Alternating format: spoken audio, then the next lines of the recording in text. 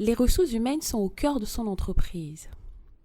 De diplômé en négociation et communication multimédia à fondateur d'entreprise, il nous fait entrer dans son univers d'entrepreneur.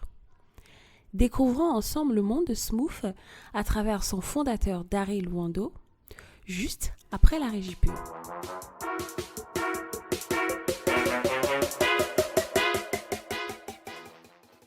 Avez-vous un smartphone? Si oui, il contient vos photos, vos vidéos, vos contacts, vos conversations et vos données bancaires au Mobile Money. Imaginez quand vous le volent ou que vous le perdiez. Avec V7AS Watch, la première montre connectée dotée d'un système anti-vol préventif, vous alertant en cas d'éloignement volontaire au nom de votre smartphone, vous ne perdrez plus jamais votre smartphone. En plus de toutes ces nombreuses fonctionnalités, vous pouvez connaître votre température et votre tension artérielle en continu. Précommandez dès maintenant sur www.asworld.tech.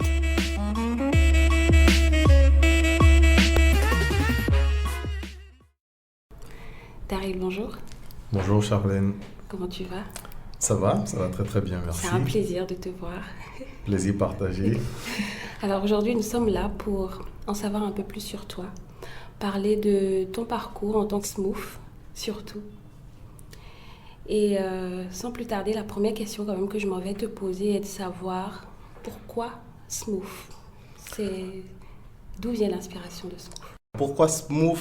Déjà, Smooth, j'aimerais juste apporter une petite clarification.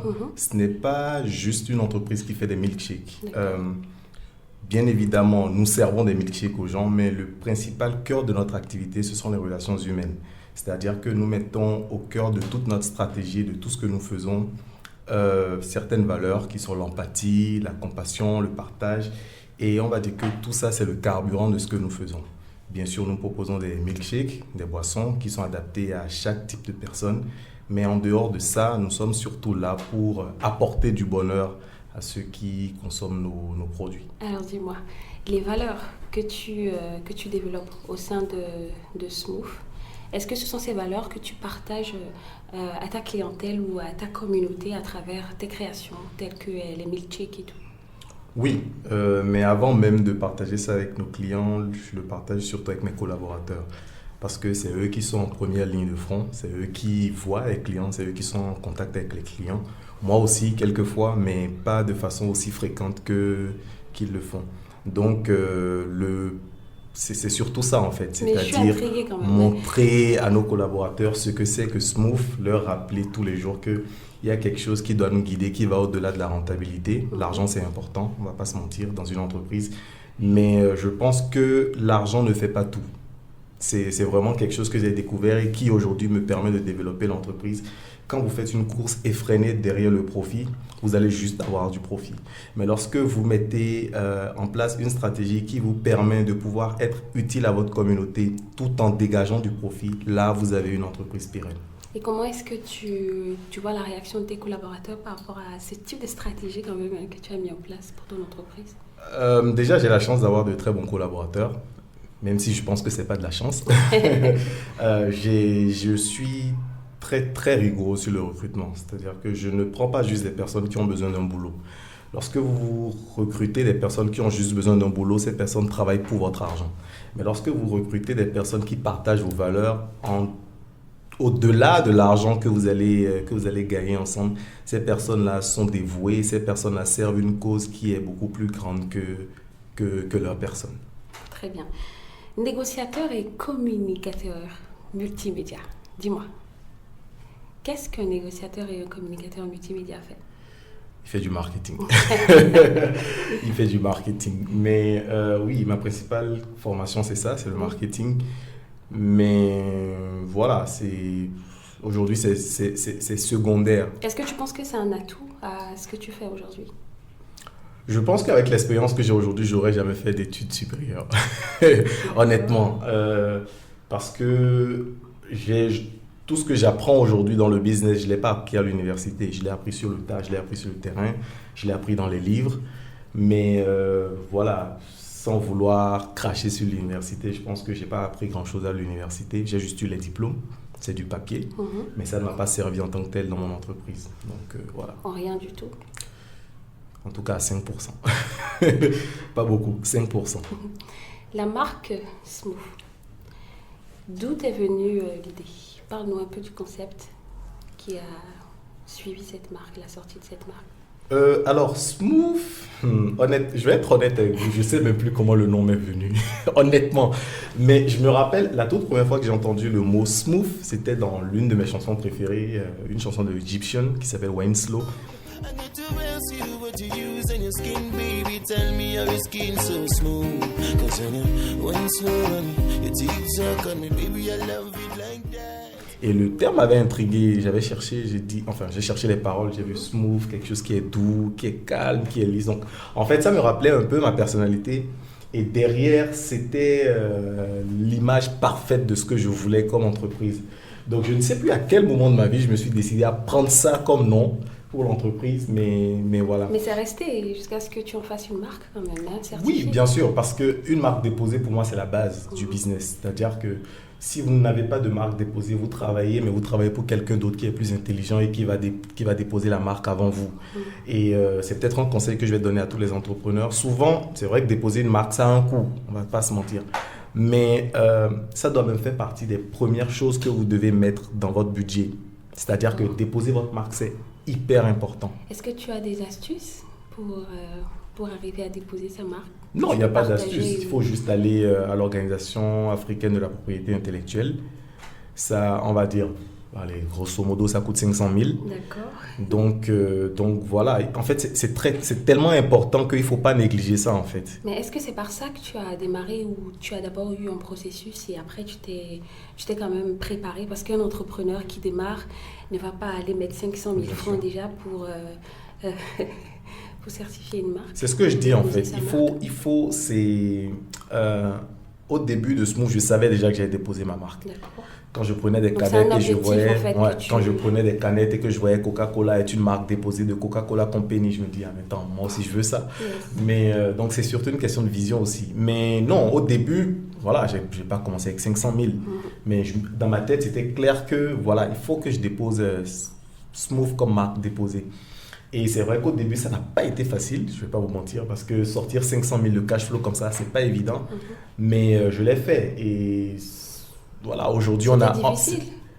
Financièrement, je ne vais pas mentir, ouais. Ça t'a pris combien de temps, vu que si on doit aller dans le vif du sujet, ça fait 3 ans quand même que Smooth est là. Du coup, ça t'a pris combien de temps pour certifier cette un an. Déposer? 1 an pour déposer Smooth. 1 an, Smooth était déjà sur le marché, oui, il bien faisait sûr. déjà des ventes, bien sûr. etc. C'était un risque.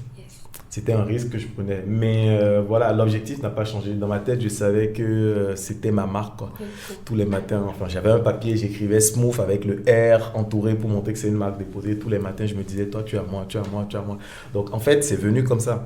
Et en dehors de ça, même les autres marques qu'on a déposées, parce que Smooth est peut-être la seule marque, ouais, mais il y en a d'autres qui ont été déposées. De Dari, toujours? Non, pas par Dari, mais par Smooth Company, par l'entreprise. D'accord. Donc, il y a d'autres marques et ça a été le même processus. C'est-à-dire qu'on ne les a pas encore lancées, mais dans ma tête, je savais déjà que ces marques-là, il faut que je les déclare. Et aujourd'hui, on possède d'autres marques en dehors de Smooth qu'on n'a pas encore promues, mais qui viennent. Smooth, ça t'a pas effrayé quand même d'aller déposer une marque pour un nom que tu as pris par exemple au hasard dans une chanson? Non. Tu n'as pas Non, parce que je savais que ça m'appartenait. En fait, je suis très cartomancien, donc non, je savais que ça m'appartenait. Je me suis Tu y croyais en fait? Oui, bien sûr. Oui. Je l'ai toujours su depuis le début. Yes. Alors dis-moi, Smooth, ça commercialise que les milkshakes? Pour l'instant, nous ne faisons que les milkshakes. Mais nous avons d'autres produits qui viennent que je ne peux pas encore, dont je ne peux pas encore parler ici. Yes. Mais il y a d'autres produits qui sont en cours de commercialisation qui vont venir dans les prochains mois. Même pas un petit tuyau? Même pas une petite idée? C'est genre... comestible. Ouais. C'est tout ce que je peux dire. C'est dans la gamme des Smooth, c'est dans la gamme de... C'est dans la gamme de Smooth Company. C'est dans la gamme de Smooth Company. D'accord, Smooth Company. Tu peux nous donner une idée des différentes saveurs que tu as actuellement avec... Alors, les saveurs sont saisonnières, donc il n'y a pas de saveur fixe en tant que telle. Mais actuellement, comme saveur fixe, on a quoi? Le Bilbao, café vanille, on avait une saveur extra pure berry, la fraise, une saveur sweet cherry, cerise cassis. Et voilà, oui, c'est ces 3 saveurs-là qui sont vraiment fixes. C'est des noms quand même assez exotiques pour certains et très gourmands pour d'autres. Comment est-ce que ça vient? Est-ce que tu composes toi-même ces noms, tu les imagines? Comment ça se fait, Ouais. cette magie? Alors, la plupart du temps, en créant une saveur, je sais déjà comment je vais l'appeler. C'est bizarre. Ah, C'est très bizarre. ça se passe la nuit, en journée, c'est comment? Je travaille tous les dimanches matins. Je crée des saveurs tous les dimanches matins. Donc, Parfois, je dimanche n'y matin, Ouais. tout le monde sait déjà que Ouais, tous les Smooth dimanches est en train de matins. créer une saveur. Tous les dimanches, en fait, c'est ma routine. Tous les dimanches matins, Ah. je travaille sur de nouvelles saveurs. Je n'y L'inspiration est arrive toujours pas. là, tous les dimanches matin. Justement, je n'y arrive pas. Il y a des saveurs qui prennent du temps. Mhm. Il y a la saveur Bilbao, par exemple, une saveur que j'ai travaillé pendant 13 mois, quand même. Il y a une autre saveur qui va sortir très bientôt, là, que j'ai travaillé pendant quoi, banalement 7-8 mois. Donc, c'est pas forcément évident, mais je sais que tous les dimanches matins, j'y suis, quoi. Donc, Très voilà. bien. D'où est venue l'idée de commercialiser des milkshakes? Parce que les autres milkshakes sont pas bons. Parce qu'en dehors des nôtres, sans vouloir paraître prétentieux, j'aime Mais pas tu vraiment. es prétentieux là. Non, c'est pas prétentieux, je suis sûr de moi Yes, et c'est mon carburant. C'est parce que j'ai goûté d'autres milkshakes et j'ai pas aimé. Sur Mais alors là, pas du tout. Sur le territoire. Dans d'autres fast-food de la place, sans vouloir Oh. jeter la pierre à qui que ce soit. Mais voilà, j'ai pas forcément apprécié. Et j'ai commencé à travailler mes propres milkshakes, j'ai commencé à créer mes propres recettes. Je me suis interdit d'aller sur YouTube et sur Google pour regarder des recettes parce que je me suis dit, si tu vas sur YouTube, si tu vas sur Google, tu auras les mêmes recettes que tes concurrents parce que c'est là-bas qu'ils vont piocher. Et voilà pourquoi tous les dimanches matins, je crée, j'achète une multitude de sirops, je suis là avec les fruits, je suis comme un peintre, je regarde, je me dis, ok, écoute, est-ce que je mixe ça avec ça? Est-ce que je fais ci avec ci? Parfois, ça n'a pas de goût. Mhm. Parfois, c'est trop sucré. Parfois, pas assez. Mais voilà, j'abandonne. Et à quel moment tu te dis, top, faut que je la sorte. Elle est bonne cette saveur. Ça s'explique pas. Je sais pas. Je le ressens. Je le ressens. Tu fais Ouais. pas de dégustation, rien du tout. Non, la plupart du temps, quand je veux, c'est-à-dire que je suis déjà sûr de ce que j'ai fait avant de le faire découvrir à d'autres personnes. Je ne crée pas en disant est-ce que tu aimes bien et quand quelqu'un me dit non, j'arrête. Non, moi je suis sûr. Quand je suis sûr, je dis écoute, voilà ce que j'ai créé. Si tu aimes, ok. Si tu n'aimes pas, d'accord, c'est pas grave, d'autres vont aimer. C'est bizarre, mais c'est comme ça. Parce que je sais en fait que je peux pas plaire à tout le monde. Et j'ai l'ouverture d'esprit qui me permet de savoir à peu près qu'est-ce qui pourrait plaire, qu'est-ce qui pourrait pas plaire. Parfois, je sais quels fruits je peux prendre. Quel fruit je peux pas prendre. Parfois, je regarde juste un film, je vois un fruit, je suis au supermarché, je vois un sirop, je te dis, attends, mais j'avais vu telle chose. Et si je mixe avec ça, et ça vient comme ça. Donc, je suis un peintre. Un peintre des Un milkshakes. peintre des milkshakes. Donc voilà. Tout à l'heure, tu disais que tu n'as pas peur quand même de la concurrence parce que selon ce que tu dis, déjà, tu n'es pas allé sur YouTube pour voir un peu ce qui est fait de l'autre côté. Est-ce à dire que face à tes concurrents, tu es quand même très très serein? Pour être honnête, Comment j'ai tu pas te peur vois? de la concurrence, honnêtement. Il y a plein de gens qui font des milkshakes, il y a plein de gens qui copient notre système, qui copient même notre façon de communiquer.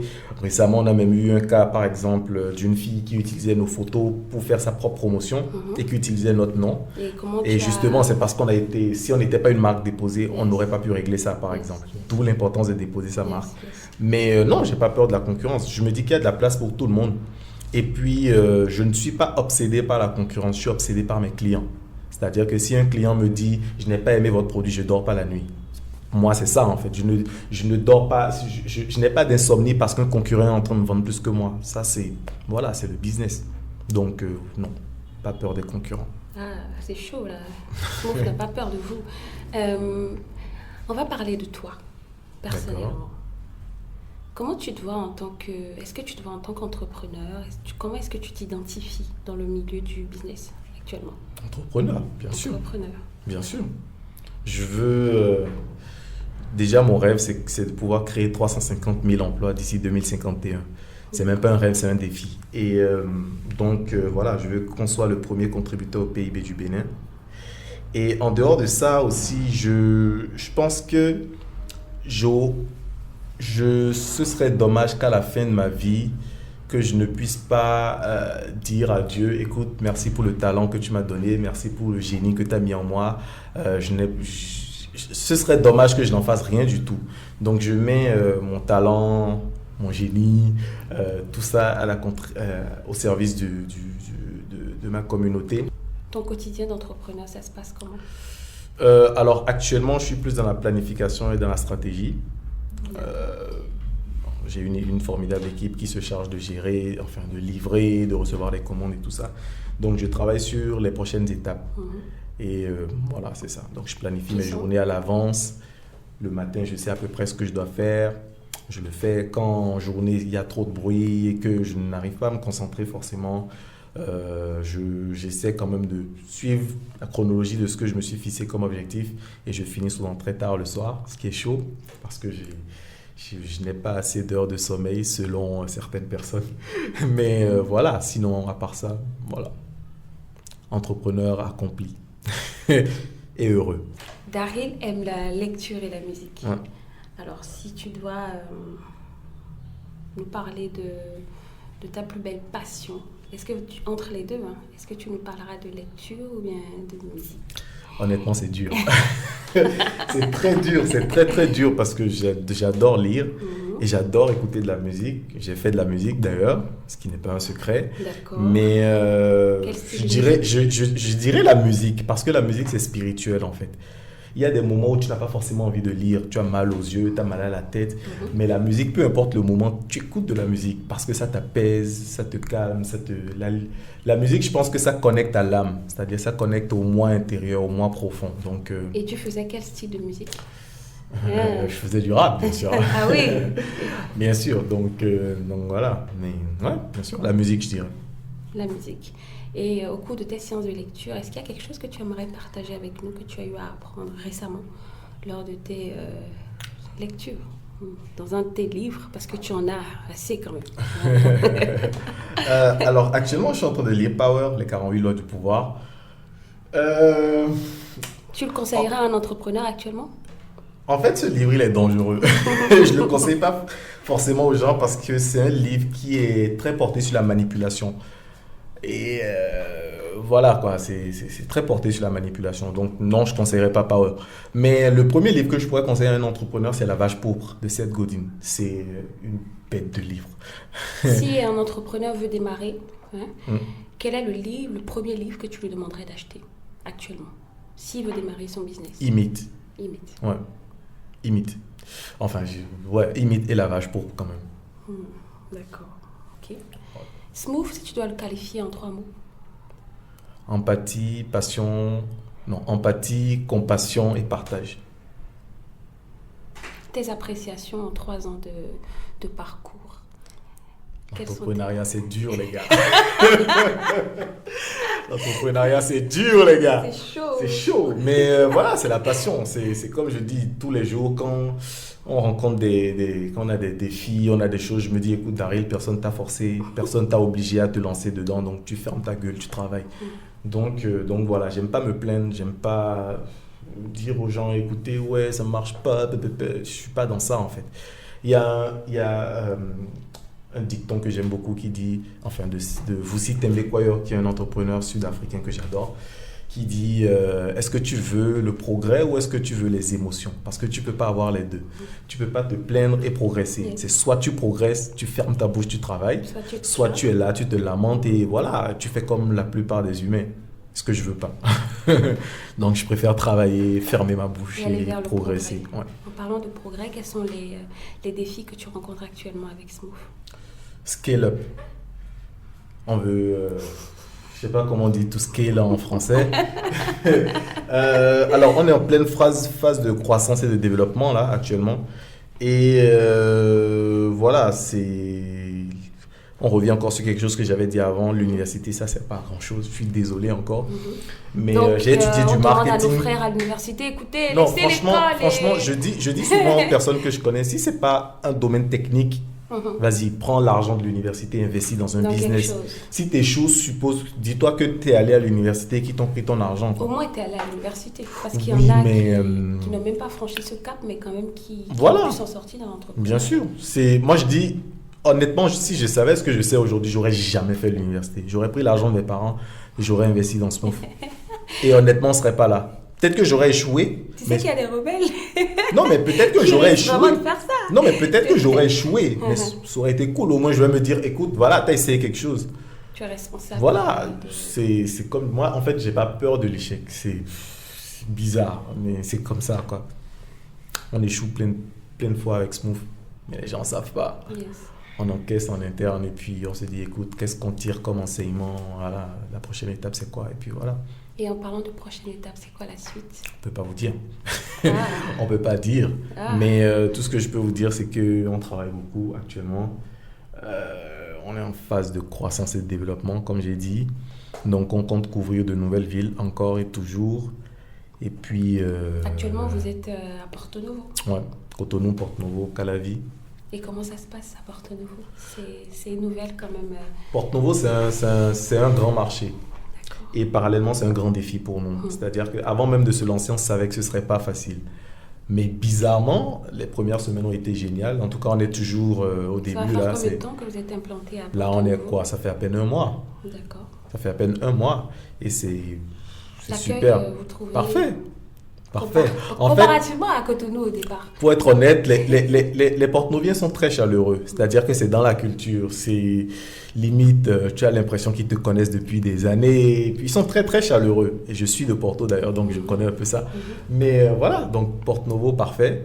Parfait, parfait. C'est vrai qu'on n'a pas encore 1 milliard de clients à Porto Novo non plus.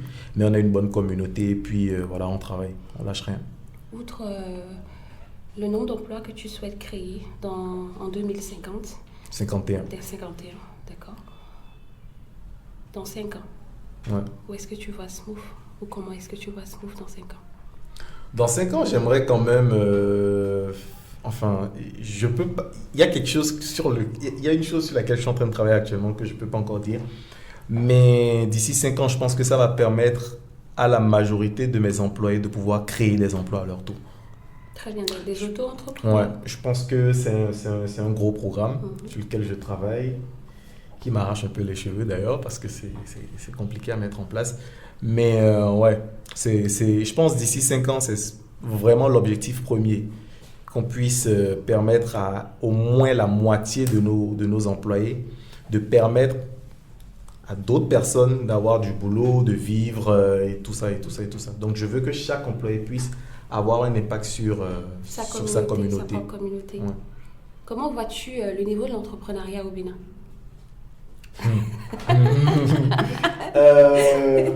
Je vais être honnête. Toujours. Oui. Je vais être honnête.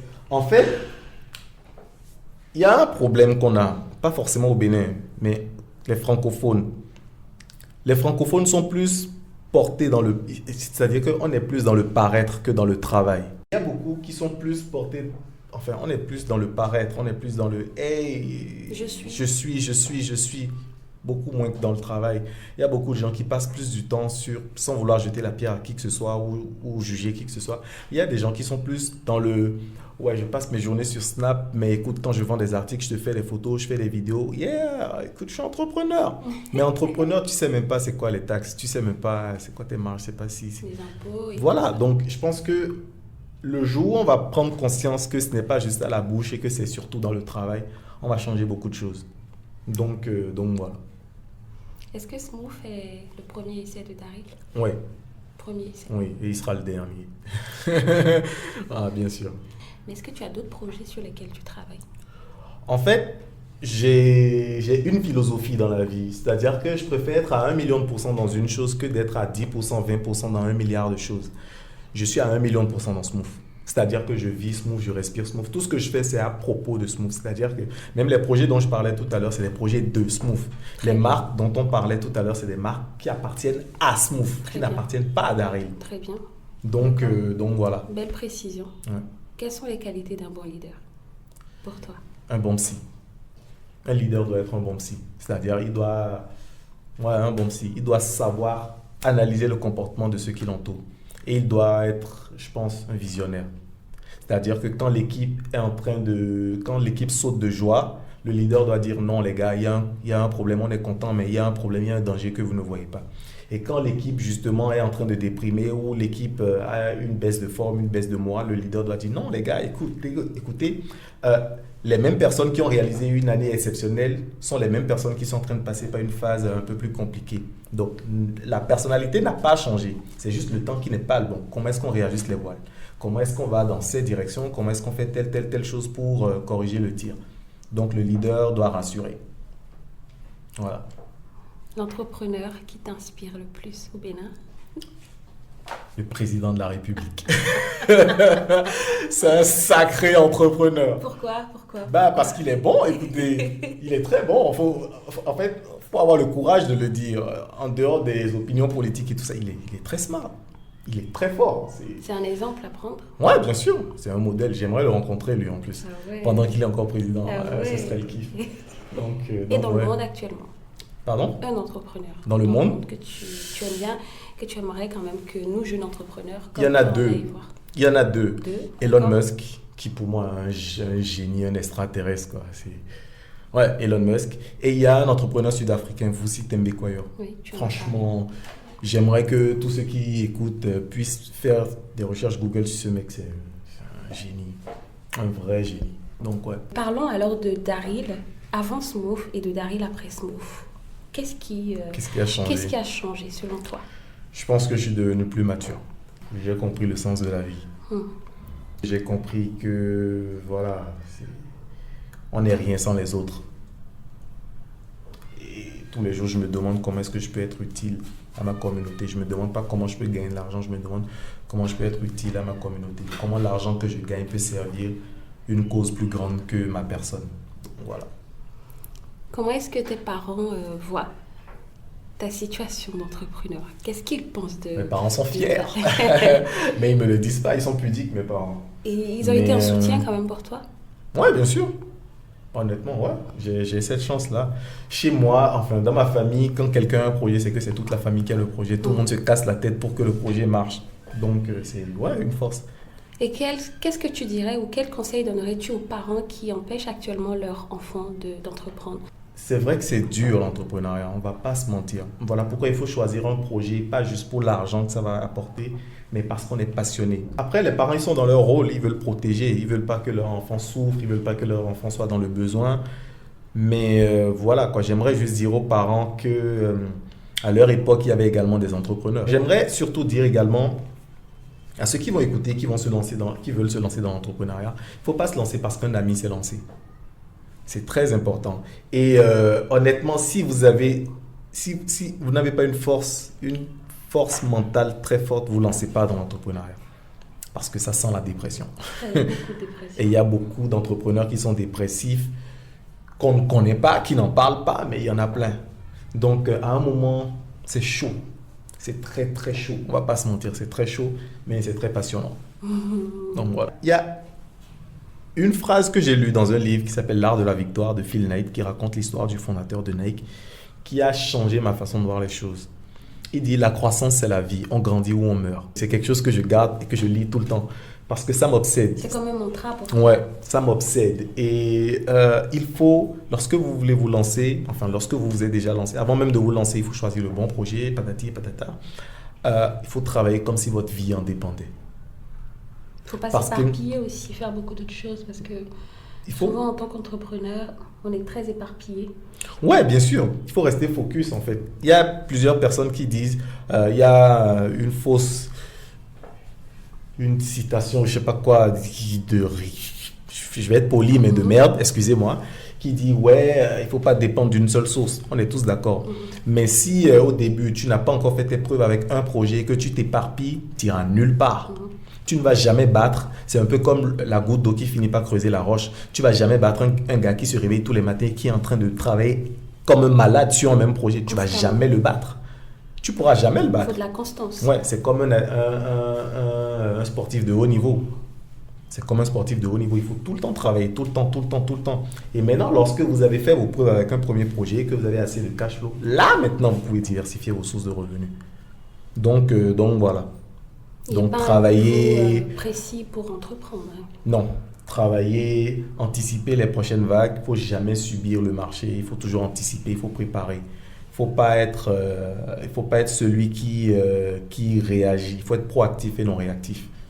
Donc voilà, travaillez comme si votre vie en dépendait, planifiez, dormez beaucoup, lisez, profitez de vos proches. Il n'y a pas que l'argent dans la vie. Ouais, même si je ne dors pas beaucoup, mais dormez beaucoup, ouais, mais pas plus de 8 heures quand même, c'est chaud. Donc dormez, profitez de vos proches, il n'y a pas que l'argent dans la vie. Souriez, rendez les gens heureux, soyez utiles aux autres, c'est très important. La nature, l'univers vous donnera ce que vous donnerez en retour. Donc on récolte ce qu'on sème. Donc voilà. Merci. Tout le plaisir est pour moi. C'était très instructif. Merci beaucoup. Merci pour ce podcast, pour cette interview. J'espère que les personnes vont en apprendre beaucoup de ce que tu as eu à dire. J'espère.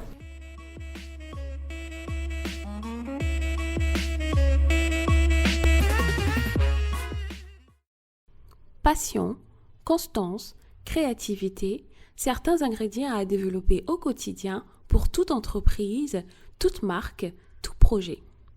Rajoutez à cela, Smooth nous apprend le bien de la communauté. Je vous souhaite de faire bon usage de ce podcast et de le recommander autour de vous. N'oubliez pas de laisser votre commentaire et à très bientôt pour un tout nouvel épisode. Ce podcast a été réalisé en partenariat avec Pixel Imprimerie.